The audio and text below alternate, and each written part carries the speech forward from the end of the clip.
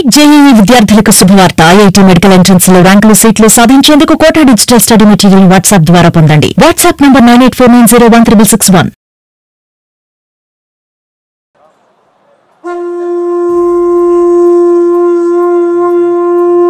మహావేడుకల నింగి నేల పసుపుమయమై పరవశించేలా అంగరంగ వైభవంగా జరుగుతున్న మహానాడు పండుగ వేళ 10 కోట్ల తెలుగు తమ్ముళ్లకు, ఆడపడుచులకు, రైతన్నలకు, శ్రమజీవులకు, దేశ విదేశాల్లో తెలుగు కీర్తి పతాకాలుగా వెలుగొందుతున్న మన బిడ్డలకు వివిధ రంగాలలో తమ ప్రజ్ఞ పాఠవంతో తెలుగు తల్లికి సాంస్కృతిక, సాంకేతిక, సాహిత్య నీరాజనమిచ్చిన కళాకారులకు, మేధావులకు, శాస్త్రజ్ఞులకు, విజ్ఞులకు, ముఖ్యంగా నా పసుపు జెండాను కుండెల మీద మోస్తున్న తెలుగుదేశం కార్యకర్తలకు నా హృదయపూర్వక నమస్సుమాంజలి.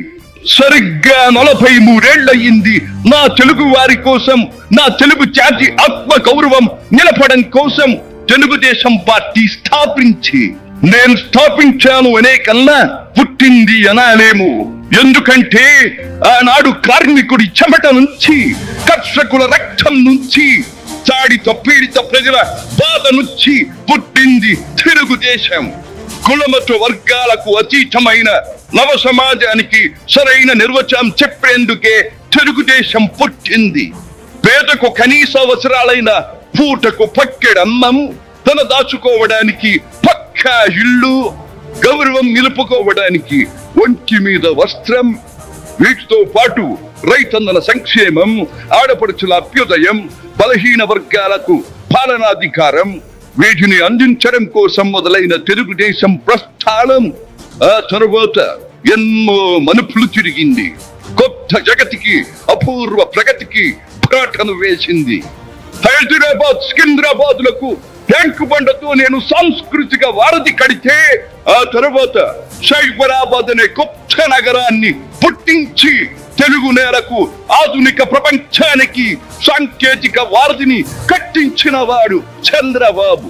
లక్షల రూపాయల జీతం గురించి ఏమారైనా కలగన్నామా? దాన్ని సాధ్యం చేసింది నా తెలుగుదేశం ప్రభుత్వమే అని చెప్పడానికి నాకు గర్వకారణంగా ఉంది. డ్వాక్రా సంఘాలతో నా ఆడపడుచులు సాధించిన ఆర్థిక స్వాతంత్ర్యం చూసి నాకు సంతృప్తిగా ఉంది. గోదావరిని కృష్ణమ్మతో కలిపేది ఎప్పుడో పోలవరం తెలుగు వారికి దేవుడిచ్చిన వరంగా రూపొందే శుభదినం ఎప్పుడో అని ఆనాడు నేను పలవరించాను. పట్టి సీమతో ఒకటి నెరవేరింది. పోలవరం పూర్తితో మరొకటి ఇంకా 2 ఏళ్లలో నెరవేరబోతోంది. రెక్కలు ముక్కలు చేసుకున్న డొక్క సగం నిండని పేద ప్రజానీకారికి ఇంత ఆదరవు కల్పించడానికే ఆనాడు కిలో 2 రూపాయల బియ్యం పథకం పెట్టాను. అటువంటిది P4 కార్యక్రమంతో పేదకు పేదరికం నుండి విముక్తిని కలిగించి బంగారు కుటుంబంగా తీర్చిదిద్దే చంద్రబాబు ప్రణాళిక అహో అద్భుతం, మహాద్భుతం. శాతవాహన సామ్రాజ్యానికి ఒకప్పటి రాజధాని నగరంగా బాసిల్లిన అమరావతి పేరిట నేడు నిర్మాణం జరుపుకుంటున్న ఆంధ్రుల రాజధాని నగరం దేవేంద్రుడు సైతం అసూయ పడేలా, మయూరి సైతం అప్పుల పడేలా రూపుదిద్దుకోవాలని మనసారా దీవిస్తున్నాను. క్రమశిక్షణాపూరితమైన అభ్యుదయ సమాజ నిర్మాణ శక్తిగా యువతను మలచడం కోసం ఆనాడు నేను కలను కన్నాను.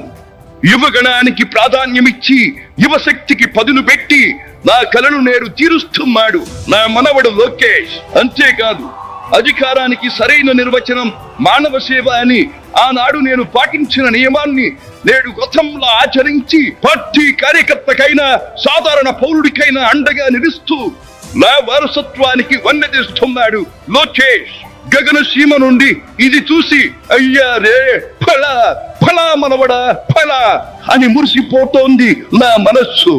ఈ దేశం మనది, దేశ సమైక్యతే మా సిద్ధాంతం, మా రాష్ట్రాభివృద్ధే, మా దేశాభివృద్ధే మా లక్ష్యం అంటూ ఆనాడు నిత్యం నినదించేవాడి. ఈనాటి వికసిత భారత్, వికసిత ఆంధ్రప్రదేశ్ గురించి వింటుంటే ఇదే కదా నేను కోరుకున్నది అనిపిస్తోంది.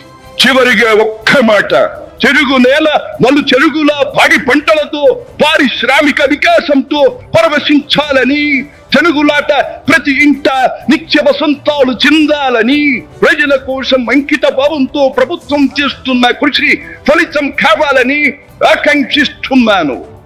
సెలవు. సర్వే జన సుఖినో భవంతు.